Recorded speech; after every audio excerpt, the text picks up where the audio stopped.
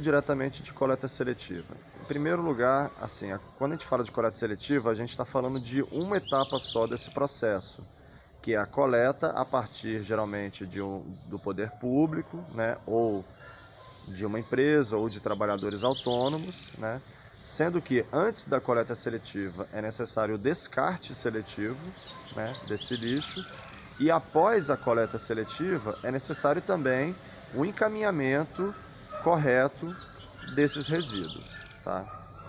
Então a gente tem basicamente dois tipos de resíduos sólidos urbanos, né?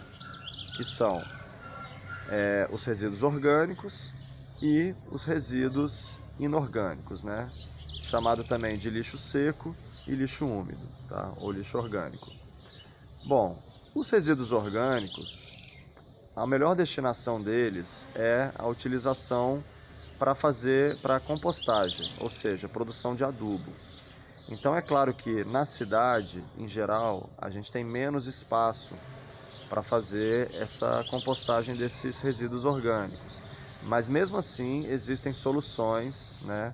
E existem muitas iniciativas hoje que mostram que é possível sim compostar o lixo orgânico nas cidades, tá? Mesmo em pequenos espaços, como em apartamentos, ou às vezes em lotes vazios nos bairros. Bom, eu faço coleta seletiva assim há uns 3 ou 4 anos já. Bom, por que eu faço coleta seletiva?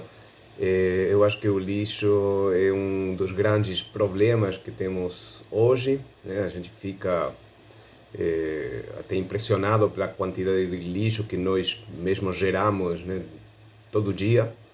E, bom, eu sei que é necessário, né, ter soluções tanto individuais quanto coletivas.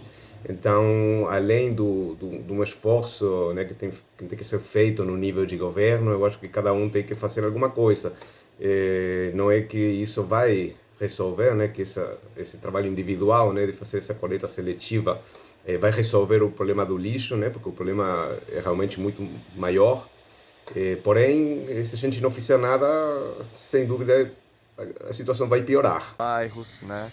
Eu mesmo conheço uma iniciativa muito interessante no Rio de Janeiro, no bairro de Laranjeiras, né, numa rua onde cerca de 20 famílias, né, moradores dessa rua, se organizaram e ocuparam um lote que estava vazio, abandonado, e ali eles estão fazendo compostagem dos resíduos orgânicos que eles geram e também plantando, né, plantas medicinais, frutíferas.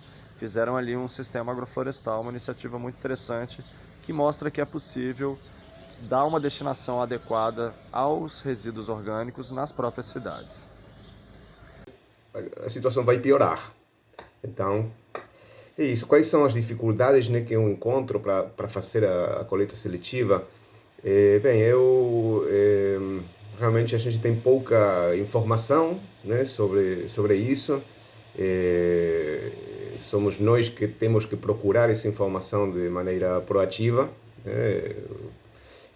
Portanto, eu fico, né, muitas vezes duvidando se essa coleta, né, se essa seleção que eu faço do lixo realmente tem um efeito concreto real, né? Ou seja, se esse lixo é realmente reaproveitado, né, é realmente processado de algum jeito, ou se ele vai simplesmente parar no lixo normal, que nem o resto da recoleção.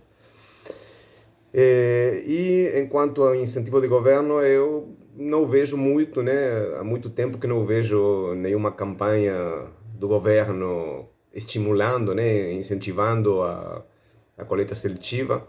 Eu acho que isso realmente não é uma prioridade, né, para o governo.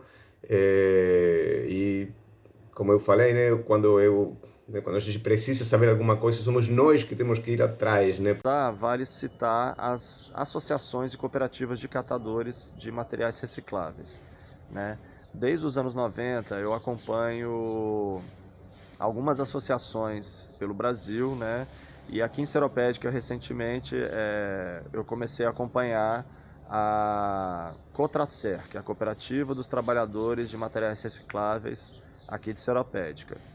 Então, como muitas vezes o poder público ele não cumpre esse papel de organizar o descarte, a coleta seletiva e o encaminhamento seletivo desses resíduos, então a gente tem essas iniciativas de cooperativas e associações, e aí fica a dica para todos aqueles que querem encaminhar o seu material, o seu resíduo inorgânico para a reciclagem, que faça contato, que procure no seu bairro, procure na sua cidade, conhecer se existe associações de catadores ou cooperativas, ou caso elas não existam, que procure conversar com os catadores da sua rua e, de certa forma, estimular essa organização para que a gente possa encaminhar corretamente esse lixo, esse resíduo inorgânico para essas pessoas, que geralmente são pessoas muito pobres, são